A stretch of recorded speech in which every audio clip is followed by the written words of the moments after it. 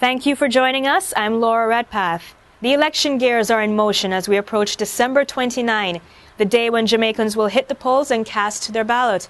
But before we get into election coverage highlights, it's a bird, it's a plane, it's a U.S. spy plane surveying security operations in Tivoli Gardens, West Kingston.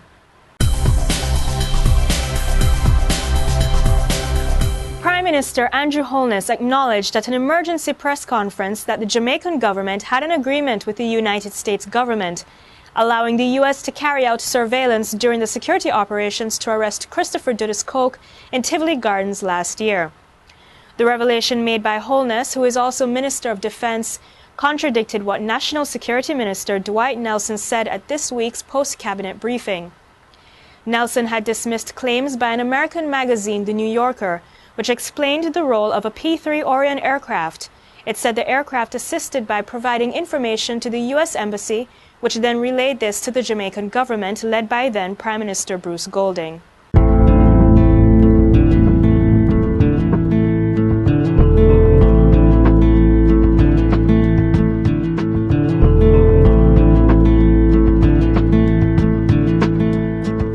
In election news this week, North Clarendon voters booted the People's National Party's Horace Daly in the 2007 general election, but he may return to Parliament as he has a 15 percentage point lead over the Jamaica Labour Party's Lawrence Broderick, who has a 32% support in that constituency.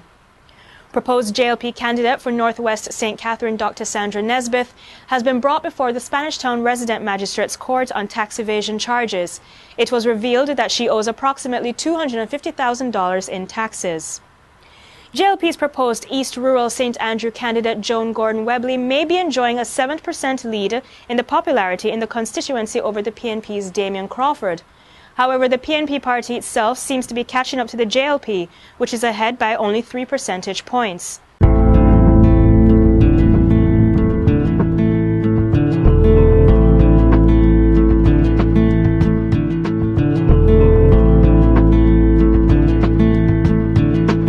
The race is tightening in central Manchester as the PNP and JLP both seem to be on equal footing.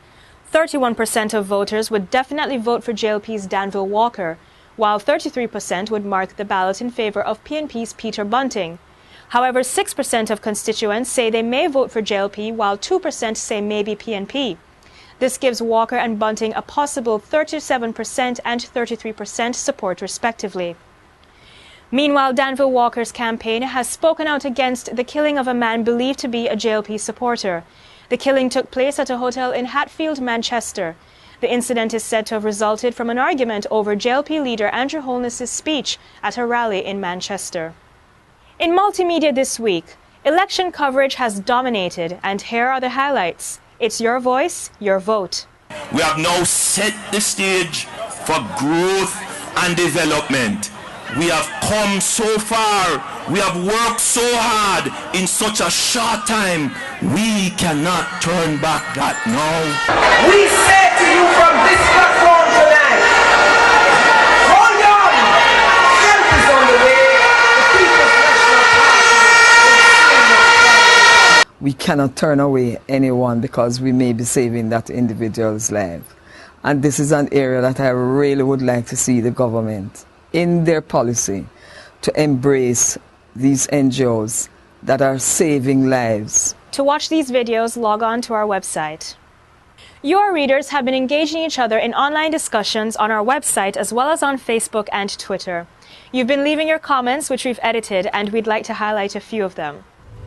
The police have contacted attorney at law Bert Samuel, saying they want to question his client Rohan Wortham. In response to police seek PNP supporter for questioning, Devon R.B. wrote, "My first question, what is the Minister of National Security doing traveling alone? Why is he not accompanied by security? He got a phone call and he had time to single-handedly drive and confront PNP supporters. The media should closely follow this to ensure fair play." In response to PM admits Jamaica gave go-ahead for U.S. spy plane, Native Son _JA wrote, "What's going on in the JLP administration and the public sector? Always denying until overwhelming evidence is presented." In response to our Facebook Vox Pop, will you be watching the national political debates? George York said, yes, even if my mind is already made up as to where I will put my eggs. And Chantal Lewis wrote, well, yeah, if I can. I think it's good that they are giving the junior leaders a chance to voice their opinions and to make known their hidden talents, ideas, and skills. Continue logging on to the Gleaner and tuning into Power 106 FM for election updates. Don't forget to follow us on Twitter and become a fan on Facebook by liking our page.